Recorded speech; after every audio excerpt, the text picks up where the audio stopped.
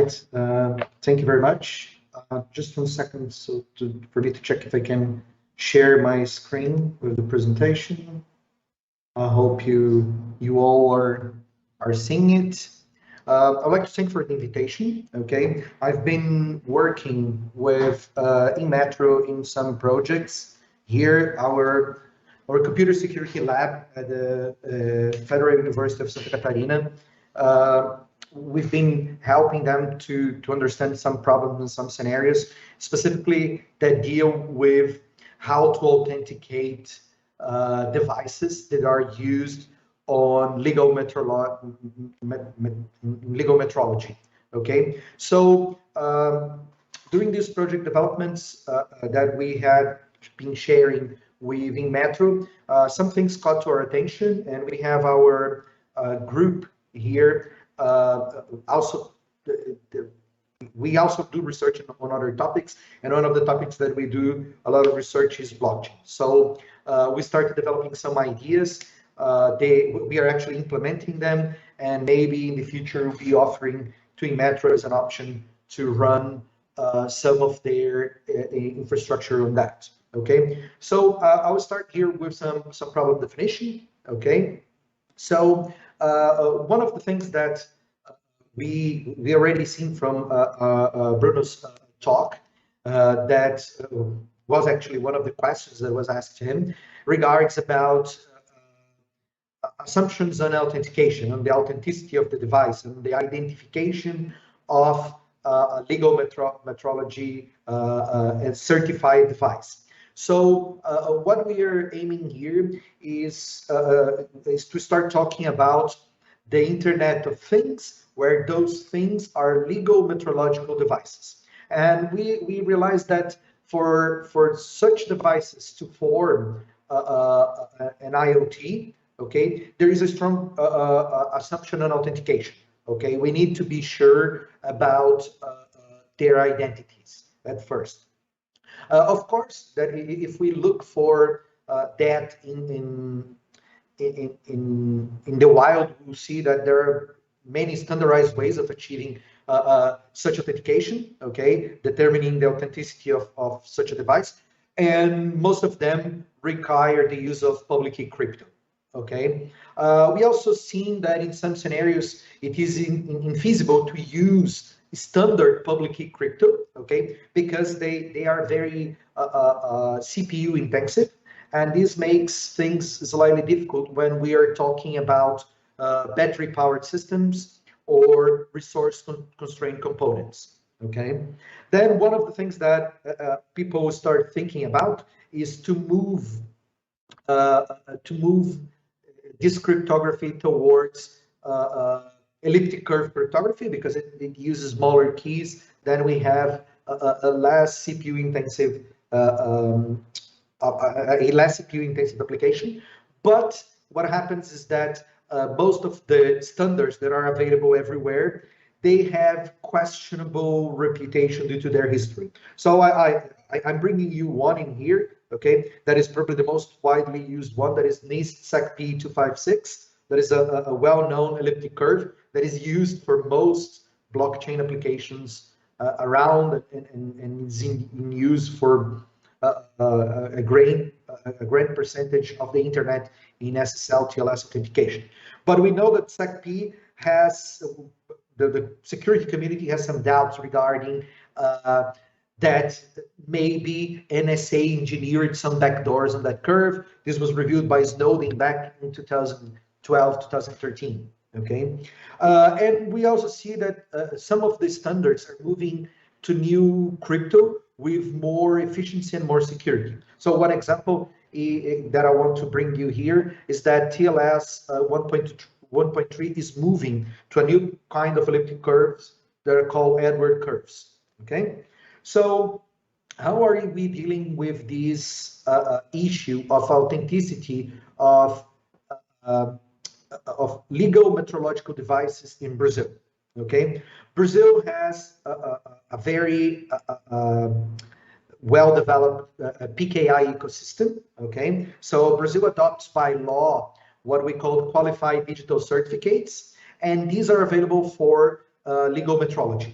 Okay, and when we talk about a qualified digital certificate, we are saying that the identity in these digital certificates, of course, this is the relation between the public and the private keys that are used for identity assurance in this case. They are tied together with a digital certificate, and these identities that we are using here for these metrological devices, they are assured by the ICP Brazil ecosystem. Okay, it's an ecosystem of more than 20 certification authorities, like 1,000 different registration authorities.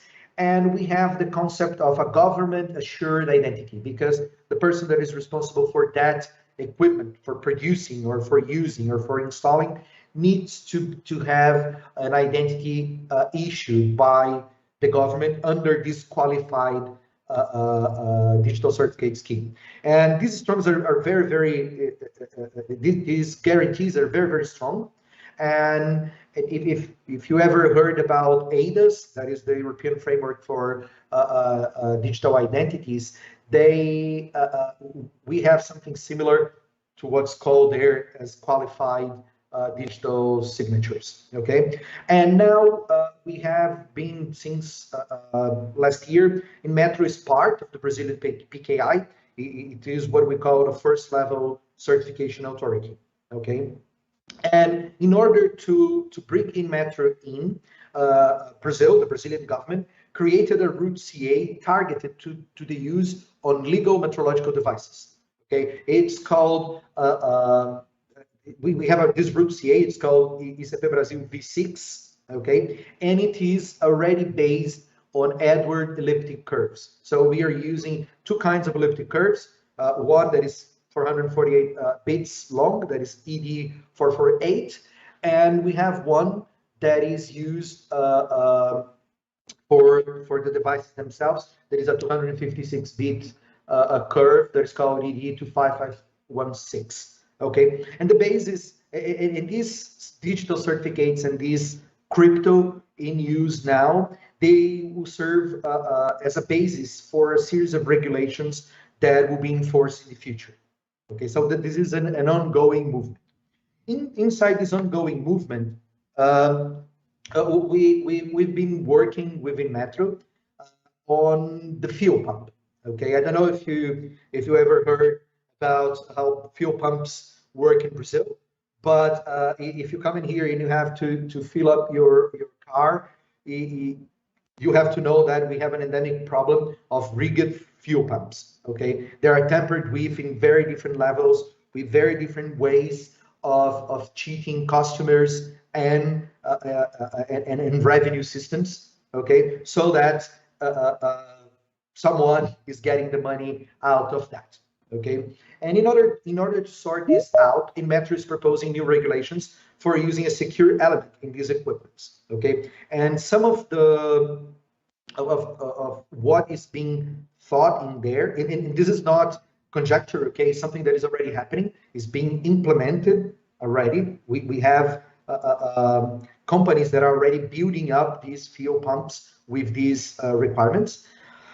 Fuel pumps will have digital certificates issued by the Brazilian PKI, so we have this very strong identity assurance, okay? And they will use Edward elliptic curves, okay? And then after all that was said, we then realized that some secure elements are not duly certified to use Edwards still, because it is a quite new standard. So actually we'll be using some brain pool elliptic curves due to the lack of these certified Edwards secure elements.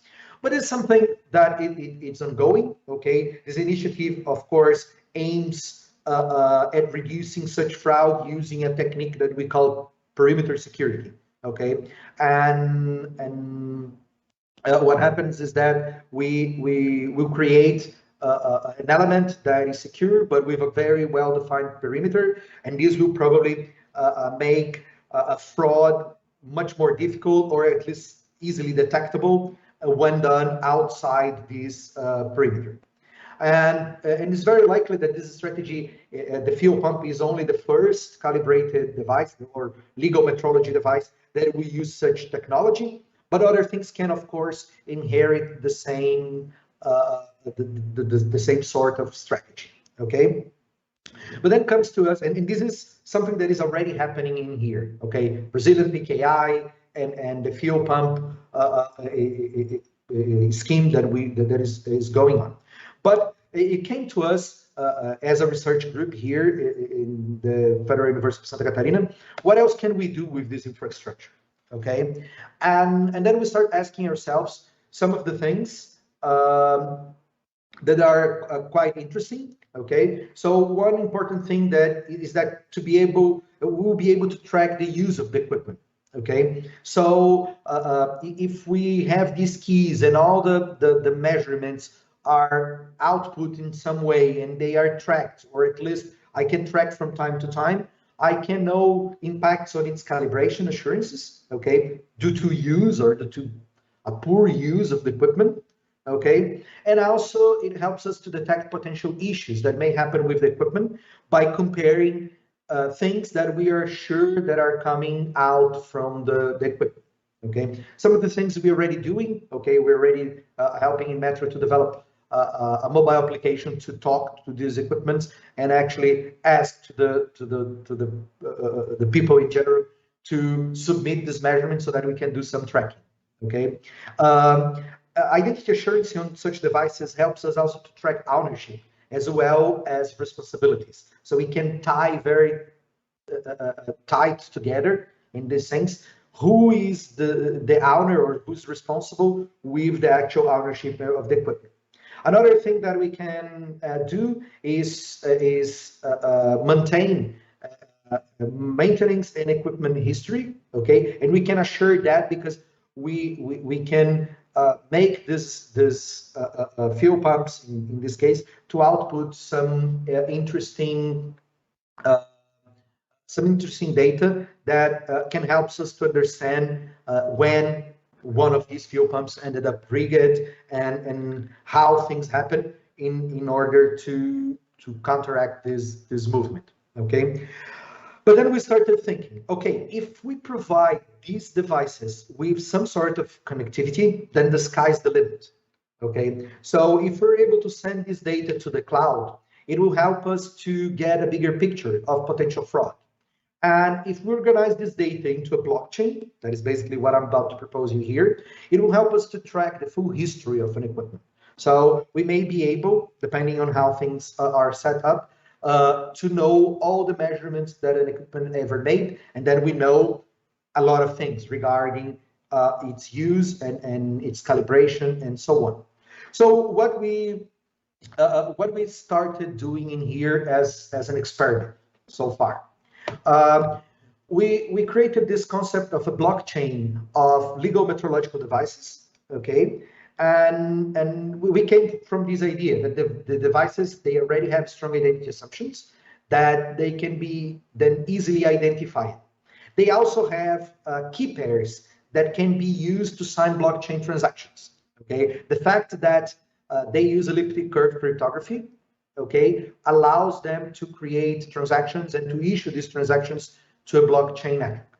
And then in our proposal, we are seeking to establish a blockchain of legal metrological devices to do mainly three things. Okay, first, we would like to track calibration. Okay, so whenever this equipment is set to calibration, it will issue a series of transactions, and this will help us to know when it was calibrated, by whom, under which circumstances, and so on. And then during its lifetime, we know how it's working in terms of calibration. Then the equipment, of course, has, in case of fuel pumps at least, they have part that is calibrated, but we have other that is under legal metrological scrutiny, but we have some other parts that are not. So we can use this blockchain also to track maintenance, any sort of maintenance that is happening. And finally, depending on the level of connectivity, we could track full use of such equipment. Okay, and we realized that if we are able to follow these three steps, This will increase the reliability of the whole system in many orders, okay? And it will also allow for other applications to consume such data. For example, we can get the data of meteorological readings that are happening and do statistical gathering, okay? So we can answer a lot of questions regarding the use and maybe the abuse of these legally calibrated meteorological devices. And also, I think that is the most interesting one, is that we can track fraud and do some fraud prevention by understanding some predicted misbehaviors of these legal meteorological devices. Okay. Then we started doing that. So what we've done so far, we ended up creating a whole clone of the Brazilian meteorological PKI. So we have this ICP Brazil V6. We got the same software, the same hardware, and we generated a clone. Of course, it's not exactly the same because we have different key pairs. Obviously, otherwise we'll be able to create some clones of the equipments themselves. We have now a Hyperledger Fabric implementation that instead of dealing with SAC-P256 elliptic curves that are these needs that people have some doubts, we changed it to use brainpool elliptic curve cryptography, okay? And then we are issuing identities for that. During our project with in Metro for the app that will talk to the fuel pumps, we developed an emulated fuel pump using an NSP32, and we are finishing developing a smart contract that received transactions signed by these ESPs. Okay, and with that we are able to track. If we send some specific command, for example, to calibrate it, then it can issue a blockchain transaction, and we store that. Okay, so we are still developing that.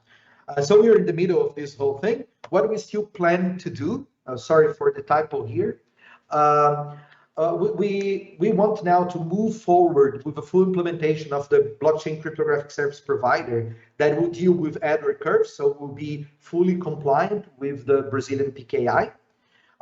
We want to write more smart contracts, and we will look to encompass those three scenarios that I described for you. Okay, that is the scenario of calibration, the scenario of maintenance, and the scenario of use. Okay, and we'd like also to test other meteorological devices. We're very targeted now for the field pump. Okay, we also plan to integrate with other systems. So we may create contracts that will allow for revenue and customs to check, okay, because most of this legal metrology they have to do, of course, with protecting customers, but also by guaranteeing revenue and customs revenue for the state. Okay, so maybe how can we provide some data in these scenarios for them, and also calibration tracking. That is something important in terms of assuring the whole health of this system that we are using. So we also would like to do some tests on the wild using a phone app that we are developing for Metro, and this phone app can have some strategies to get the information that is digitally signed by the equipment, for example, the legal metrological equipment, and forward that to the blockchain, and acting as something that will allow us to collect things on the wild. So our idea is that, okay, that I wanted to present. That's, I think, very into the topic that we are discussing in here, and it brings these different scenarios together of legal metrology, cloud, blockchain, and IoT. Okay, and I'm now open to questions. Don't know if you have any, or maybe I was too quick or too cryptic to tell you about that. Okay, I'll just stop my presentation here. Thank you very much, Dr. Jean Martina. Is there any question? Please write it down or raise your hand. I have a couple of questions, if you allow me, Jen. Yes. The first thing is about, you mentioned perimeter security. Does this implement some kind of geolocation information to be aware of where it is located? Instruments? Probably Rodolfo or Bruno will be much more qualified to answer you that, because we are only consuming that. But that as far as I know, okay, we are only tracking with this secure element. We are only tracking the device itself. We are not doing geolocation. Okay. Even though this idea of us bringing the possibility of any citizen getting to the meteorological device and getting a reading, a straight reading from the secure element, will allow us to do probably some sort of crowdsourcing of location. Because in order for someone to move with such equipment, all the phones, for example, that will be talking with that, will have to be rigged as well, so that they cannot tell us the location that it's seeing itself. Okay, so although we don't have these right now regarding location, we believe that it's easily implementable because it's part of the software. Okay, right. So Rodolfo is saying that in Metro database has the information of the location, but we can confirm that because once we get the person that is using the fuel pump in this case, we can ask for the phone to give us its location, and then we can confirm. So if someone moved equipment from one place to the other, of course, when we talk about fuel pumps, it's slightly much more difficult than moving than a scale. Okay, so yeah, of course, it depends on the kind of device. Yes. Thank you for answering me this question. We have a couple of questions from other colleagues. There are some wondering about the cost. What's the cost of this implementation, and about the smart contracts? Where do you are planning to deploy them? Also about the how to select which blockchain technology is how do you select it? What criteria do you use? Okay. And how to implement this? Okay. I think most of the questions are on the same strategy. So they have the same answer, or I can navigate through all the questions with one single answer. So what happens? Cost, we are running what we call permission blockchain infrastructure. So it's a private infrastructure. So the cost is the cost of running a couple of nodes or some nodes of this blockchain infrastructure. So it's basically, if we quantify that in terms of price or in terms of infrastructure, it will be like two or three servers running on Amazon Cloud. That is something that it's tiny compared to what we see in terms of one of these single markets of legal metrology. Okay, and we ended up selecting one specific blockchain technology, that is Hyperledger Fabric. Okay, we did a whole review in the past for other projects that we conducted here, and basically we end up with two main contestants when we go to create such permission blockchains, okay, that will give us flexibility and so on. We ended up with Hyperledger Fabric and Corda, okay, that is another blockchain scheme, and we ended up choosing Hyperledger Fabric because it's most widely used in terms of industry, okay. We have seen applications in terms of industrial IoT and so on, so it seems to be very robust in that. And also because it allows us to create applications in many different languages, okay? So we can program things in Golang, that is the the language where the blockchain itself is implemented, but we can also code smart contracts in Java, in Python, and in JavaScript, and so on. So in this way, we believe that it is an experiment so far. We are not actually telling to actually deploy. What we want to do, we want to understand the benefits that we will have in terms of tracking legal metrological devices. Okay. Yeah.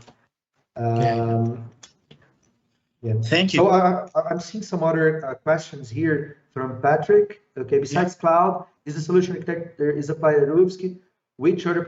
We are still on the Patrick. We are still working these on a very lab constrained scenario. Okay. So we have all the infrastructure running here at UFSC. It is a spin-off of the project that we have contracted with in Metro so far. So one of my PhD students that is actually one of the technical leaders of the project, he came with the idea and we started doing some explorations on that.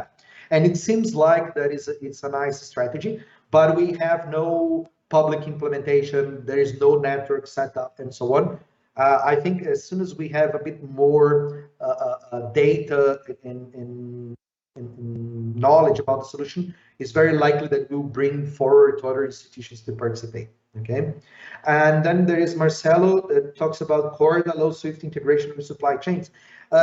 Yes, okay, Corda is probably as good as Hyperledger Fabric. Okay, I think it's in some senses it's even more lightweight, and it has the same concept of contracts and applications. Okay, so basically anything that can do a call to a web service, okay, so to web service, will be able to interact with any of these blockchains. Okay, they interface with the real world, in fact, by exposing some APIs, and these APIs are not actually standardized. They come on applications, and we have some other scenarios that are not on metrological devices here, where we use SOAP and REST, this sort of interconnection APIs. Okay, so it's straightforward in this sense. Thank you, Jane. So, okay. I have an additional question, a couple of questions. When you say that, well, you mentioned something about the handling or implementing the need to use a private and public keys, and I want to know what you think, or what are you thinking about how to use this to be shared and managed by the organization, the owner organization of these devices, or they will be assigned, or each IoT measuring device or metrological device will require its own public and private keys? Yeah, no, we believe that each one will require such public and private keys. Okay, because that's what will do identity assurance for the device itself. For the specific device. For the specific device. What we need to establish here is how to bootstrap this security, because key generation is something that is complex. Okay, maybe the guy can generate the keys outside, keep a copy, feed into the device a copy of the key that he generated outside, and then he can clone equipment. To sort this out, there are some techniques, okay, based on the concept of the trusted platform modules, okay, where we have ownership keys, fabrication keys, and so on. And that maybe will be a strategy that needs to be explored further in terms of legal metrology when we want to assure identities based on keys, okay? So that's that's one of the things that we believe will have to be thought, because we cannot be sure, depending how the equipment is produced, or otherwise we have to constrain the production lines in such a way that there ought to be some inspection at some phases to be sure that there is no one leaking private key material. Okay. So I think in this sense, the answer to you, yes, we need to have these. And once we have that, these private and public keys on each equipment, we can talk to them uniquely. We know that they claim they are because we can challenge them. Yeah. My thought of line is the same as you, but I just want to know your point of view. Okay. I'm seeing some other questions here from Marcelo. Yes. Talk about Hyperledger Bazoo instead of Fabric. Maybe. Okay. The things we went for Fabric because it's the full thing. Okay. And if we go for the sub projects in Hyperledger, they usually work well when applied to that specific domain where they are targeted, but then you hit limitations. We had this experience, okay, with Sawtooth, okay, that is another Hyperledger project. First, we tried some of that, and it didn't work very well, okay, and then we had to switch back to Fabric on what experiment that we were running. Then Vils, okay, well-known colleague in Metro about integration of European metrology cloud blockchains. We didn't think about that yet. Okay, it's we would like to take a look. Maybe we need to be closer to your group, Wilson, in Metro, so that we can understand what the Europeans are doing for that. But I think we have some potential to explore these here specifically because we are setting up this infrastructure for some other thing that we can harvest blockchain out of that.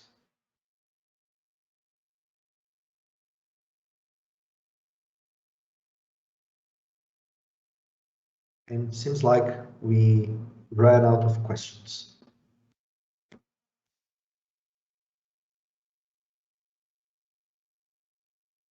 Jane, could you please write in the chat box, write down the links or the names of these implementations or options that you mentioned? Fabric, I think you also mentioned Qualita or something like that.